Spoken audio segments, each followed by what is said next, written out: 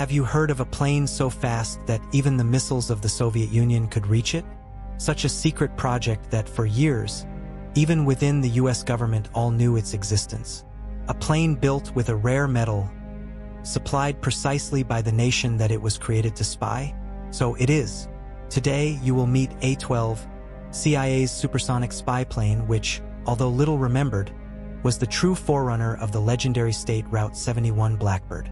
And believe me, this story has espionage, futuristic technology, and even a touch of international irony. Tighten the belt, because we will fly at altitudes where no commercial plane has ever arrived. It is in the 1950s. The world dived headfirst into the Cold War, and the United States faced a gigantic challenge: how to safely spy on the largest enemy of the time, the Soviet Union. The satellites still crawled, and the CIA's main tool was the famous U-2 plane, designed to fly high, above the enemy artillery range. For a while it worked, but the Soviets quickly evolved, creating missiles capable of reaching altitudes previously considered safe. Everything changed in 1960, when pilot Francis Gary Powers was shot down in Soviet territory while flew over a secret mission with his U-2. He was captured alive, and the incident became an international scandal. The message was clear: the U-2 was outdated, and the US desperately needed a new tool for its spy operations. It was then that the CIA started an absolutely revolutionary project, the Oxguard Project. The mission was ambitious and bold. They wanted a plane that flying much louder and faster than any other in the world. A plane that could simply leave the enemy missiles eating dust. The solution: create an aircraft that reached speeds higher than Mach 3, that's right, more than 3,200 kilometers per hour, and altitudes above 85,000 feet, the equivalent of almost 26,000 meters, that is, more than twice and a half the cruise height of a commercial plane. The project was handed over to Lockheed Martin, under the leadership of legendary engineer Clarence Kelly Johnson, the same genius behind U-2. The result was the A-12, a machine that looked like a science fiction movie. Added fuselage, aggressive lines, and performance that challenged everything that was known about aviation so far. But to fly so fast and so high, the A-12 needed something that was still a challenge for engineering. A fuselage that endured very high temperatures caused by friction with air at supersonic speeds. The solution found was to use titanium, a light metal, resistant and capable of enduring extreme heat. But there was a problem.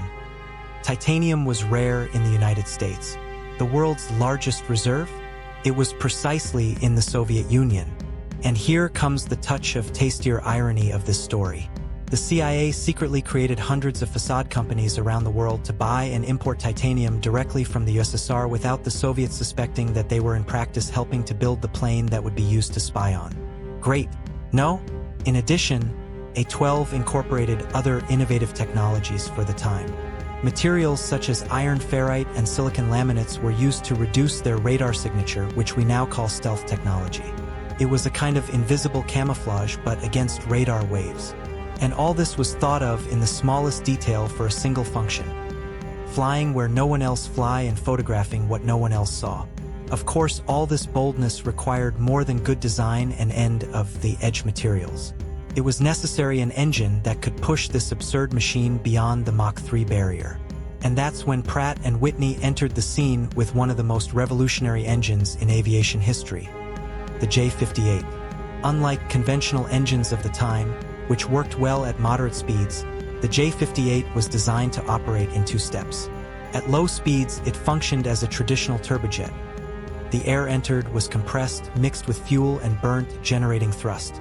But as the A-12 accelerated and exceeded the Mach 2, the engine took on a ramjet characteristics, a type of propulsion that uses the aircraft's own speed to compress the air, dispensing moving parts and drastically increasing combustion efficiency. That is, the faster the A-12 flying, the more efficient the engine became. A madness. The speed was such that a new and unusual problem arose. The friction with the air in Mach 3 was so intense that it warmed the plane's fuselage at very dangerous temperatures. Any conventional fuel would simply catch fire. It was then necessary to develop a new type of fuel, named JP-7. Highly heat-resistant and controlled burning, JP-7 was almost inert at room temperature. So much so that to light it, The engineers created an ignition system based on a chemical compound called triethylboron substance that literally exploded in contact with air. A detail that, though risky, showed how much A-12 operated at levels completely out of standard. All this engineering had to be put to the test in the field. In 1967, A-12 finally went into operation by CIA on a royal mission. The stage was the sky of North Vietnam during the war that the United States crashed in the region. The missions, named Black Shield Operation, consisted of recognition flights at high altitudes, with A-12 photographing military facilities and strategic movements of the enemy. Flights were performed at altitudes between 80,000 and 90,000 feet, with speeds higher than Mach 3, which made the aircraft virtually untouchable. No anti-aircraft missile of the time was fast or accurate enough to reach it. Simply put, the A-12 entered, spying, and left before someone could react. In addition to Vietnam, A-12 had another moment of international protagonism. The USS Pueblo crisis, when North Korea captured an American ship. The A-12 was sent to locate the ship, and its recognition capacity was critical to mapping the situation without endangered pilots. The combination of absurd speed, extreme altitude, and cutting-edge technology has transformed A-12 into a true legend among intelligence analysts. But ironically, his reign was short-lived. Despite being incredibly efficient, A-12 was retired in 1968, just a year after taking action. The reason? An even more ambitious aircraft was ready to replace it, the State Route 71 Blackbird. Apparently similar in appearance, the State Route 71 was actually a step ahead in many ways. Although they shared the same J-58 engines and the same overall mission idea, Blackbird was advantageous for its greater versatility, load capacity, and sophistication in electronic systems. Blackbird could carry more fuel and sensors, which dramatically expanded the time and scope of the missions. In addition, he was more maneuverable, had a longer fuselage, and more advanced dropout systems. While the A-12 was like a sharp blade made to cut the sky accurately, the State Route 71 was a Swisslander of air spying. Not only was it collecting images, but was also able to capture electronic signals, intercept communications, and operate in even more complex scenarios. In short, Blackbird did everything A-12 did and more. Even so, the A-12 has never ceased to be admired by those who understand the matter. He was undoubtedly a watershed, a flying laboratory that has paved the way for technologies that to this day impress. A creation that challenged the limits of physics, engineering, and diplomacy, all at the same time. The A-12 legacy goes far beyond the few units manufactured or the few missions performed. He was the symbol of an era in which the technological race was moved by fear, distrust, and urgency of espionage. At the height of the Cold War, when the tension between the United States and the Soviet Union could climb to a nuclear conflict at any time, accurate information was more valuable than any bomb. And the A-12 was precisely the tool created to obtain this information before it was too late. Its existence was so secret that many CIA employees did not know about the project. The operations were performed with an extreme level of confidentiality, and to this day many of the registrations on flights and technical details remain confidential. Despite its early retirement, the A-12 was an essential piece in the technological puzzle that would lead to American rule in aviation of recognition. And more than that, it served as a flying field. Each challenge faced, from titanium manufacturing to heat-resistant fuel, generated unprecedented solutions that would be applied to future programs. Stealth technology, for example, which would become one of the pillars of modern military aviation, had one of its first great experiments in A-12. Its use of radar-absorbent materials and ways designed to minimize detection helped shape the thinking behind aircraft such as the F-117 and the B-2 Spirit decades later. Another fascinating point is the geopolitical irony that permeates the whole project.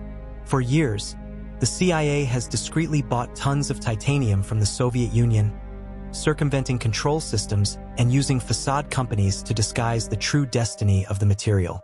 Unknowingly, the Soviets contributed directly to the construction of one of the most threatening planes for their own strategic interests. This operation alone would already be worthy of a spy movie, but within the A-12 narrative, it is just another impressive chapter. Even the name of the plane, A-12, contributes to the mystery. Many confuse it with State Route 71, but they are different projects, though brothers. The A-12 was lighter, faster, and higher. Its design was purer, made for a single mission: flying straight, fast, tall, and taking pictures.